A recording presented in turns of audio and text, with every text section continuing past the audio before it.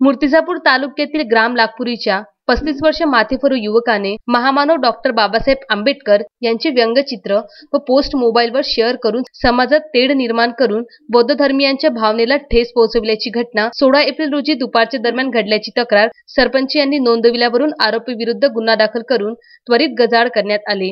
Doctor Ambedkar यांची जयंती 14 April रोजी सर्वत्र साजरी करण्यात आली।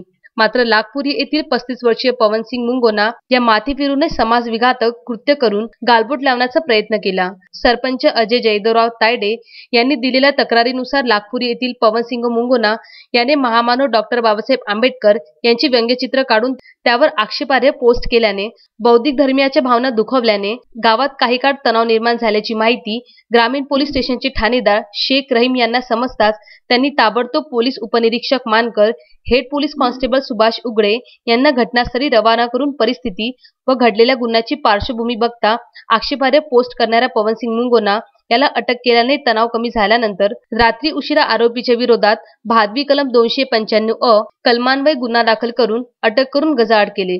पुढील तपास मूर्तिजापूर ग्रामीण पोलीस करीत आहे। हा जो आजचा प्रकार आहे तो अशोभनीय आहे, समाजाला गावाला एकदम निंदनीय आहे। असे कृत्य कोणी करूच नये।